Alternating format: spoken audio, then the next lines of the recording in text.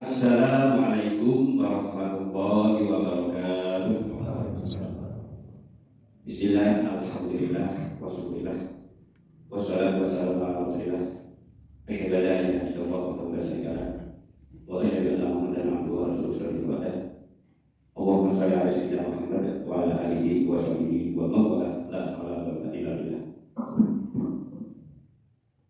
Qala ta'ala fi karim, a'udzu billahi minasyaitonir rajim. Bismillahirrahmanirrahim. Wa ta'ala wa qul qulul haq wa la ta'tal bil qur'ani min qabli an yudau ilaika wahyu wa qul rabbi zidni ilma. Sallallahu alaihi wasallam. Ibu jamaah salat maghrib yang selalu dirahmati oleh Allah Ta'ala.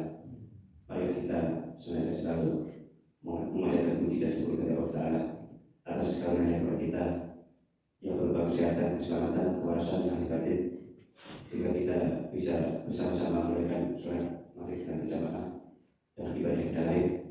Semoga dengan ibadah dan sholat kita bisa diterima di sisi Allah Subhanahu wa Ta'ala.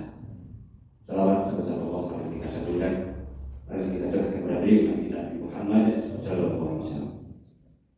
Jamaah sahabat Rasulullah, saya akan mengawali dari cerita. Pada suatu saat Nabi Muhammad SAW sedang berjalan-jalan tidak jauh dari masjid. Nabi Muhammad SAW melihat ada dua masjid di masjid, yaitu Masjid Dzikir dan Masjid Talim. Beliau Nabi Muhammad SAW memandang, hatinya sangat gembira, senang sekali. Pada saat itu pula beliau melihat para sahabat-sahabat ada dua kelompok dalam masjid itu. Yang satu berzikir, yang satu lagi adalah mengenai tentang ilmu, yaitu kaidah tiga masjid. Maka Rasulullah SAW itu duduk di tempat masjid Talim. Nah, apa ini artinya? Artinya bahwa ilmu itu sangat penting dan wajib kita peroleh. Walaupun zikir itu memang penting, tapi lebih penting daripada ilmu. Sebagaimana di dalam Al-Quran surat Tuhan menyebutkan Allah Rasulullah sendiri istilahnya walaupun sudah mendapat wahyu dari Allah Taala, beliau tidak sangat ingin mencari atau selalu menambah ilmu dengan firman yang saya sebutkan, yaitu wa qul rabbi zidni ilma. Ya Allah, ya kami tambahkan ilmu kepada kami. Ini menunjukkan bahwa Nabi Muhammad SAW walaupun sudah mendapat predikat Nabi dan Rasul masih kepingin mencari ilmu yang sebenarnya. Ini karena apa? Karena ilmu itu akan merubah segala-galanya, terutama yaitu saat itu para sahabat sangat gandrung, sangat tidak ada yang istilahnya lupa ataupun istilahnya merasa lebih atau sudah menarik semua, tapi merasa sendiri adalah sahabat yang selalu mencari ilmu. Ini kalau kita lihat sejarah awal perkembangan Islam. Kemudian para sahabat selalu dididik oleh Nabi Muhammad SAW agar ilmu-ilmu tersebut bisa dipahami, bisa diamalkan dan disampaikan kepada umatnya. Terutama saat itu ada para 10 sahabat yang dijalin oleh Rasulullah SAW untuk masuk surga. Salah satunya di samping 4 sahabat itu salah satunya keturunannya yaitu Ibnu Abbas. Ibnu Abbas itu sangat paham, sangat ngerti tentang ilmu apa yang disampaikan oleh Rasulullah SAW sampai bisa menampilkan hal-hal yang para sahabat itu tidak paham. Makanya Rasulullah SAW kepada penanya itu Ibnu Abbas sampai memberi doa kepada beliau. Ya, saat itu Ibnu Abbas dipanggil, Ibnu Abbas, kamu saya beri ilmu agar kamu bisa paham dan bisa memahami ilmu agama dan bisa mentampilkan apa yang saya sampaikan dan dari wahyu yang betul.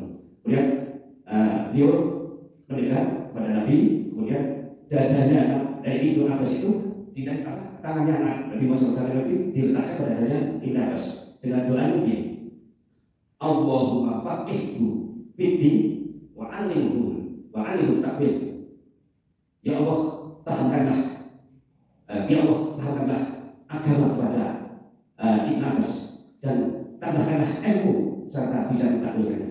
Akhirnya dengan doa Nabi kepada Ibnu Abbas adalah orang yang sangat cerdas, sangat paham dan bisa mengerjakan. Ini bisa diamalkan oleh bapak kepada anak-anak kita, cucu kita itu bisa memahami, bisa paham dengan ilmu agama dan bisa cerdas dengan ilmunya, atau bisa menafsirkan atau berargumentasi sesuai dengan ilmu agama. Ya, maka dari itu saya mengajak kepada para sahabat, para ibu jamaah, monggo ini ilmu sangat penting, ataupun doa yang penting agar anak kita bisa menjadi anak yang soleh dan soleha, anak yang bisa memahami agama dan bisa mengamalkan apa yang disampaikan atau yang bisa dipelajari ilmu agama tersebut. Ini terutama yang ilmu agama. Kalau ilmu umum itu jelas semuanya adalah tahu tentang ilmu umum, tapi yang dikhususkan di sini oleh Nabi Muhammad kepada Ibn Abbas adalah kaitannya dengan ilmu agama. Bapak-bapak, ibu-ibu, jamaah sekalian yang dimuliakan Allah, sebenarnya saya akan banyak sekali menyampaikan tentang kaitannya dengan ilmu tentang agama.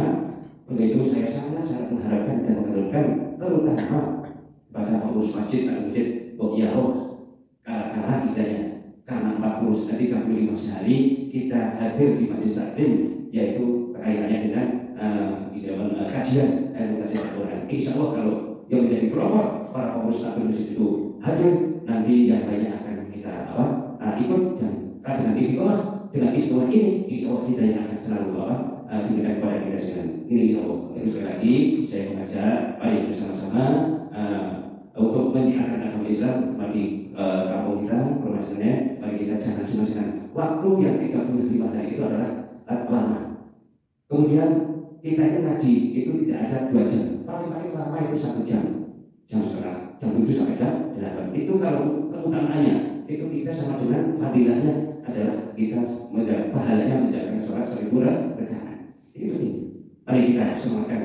Saya baca kepada para jamaah dan juga kepada pengurus taklim masjid, mari kita sungguh bareng agar rahmat Allah, barakah Allah selalu turun di kampung kita dengan lantaran kita mengingatkan agama dengan cara yaitu melaksanakan atau mengadakan pengajian yang umurnya 35 hari. Sebab lebih dari 35 hari itu kata para ulama yaitu misalnya kita tidak menurut ilmu selama dalam 40 hari itu hanya akan ditutup oleh Allah. Itu baik. Mari kita sekali lagi setiap ahad baik pagi kita bersemangat untuk menuntut ilmu kaitannya dengan ilmu yang disampaikan oleh Ustaz. Demikian saja, kurang lebih mohon maaf. Assalamualaikum warahmatullahi wabarakatuh.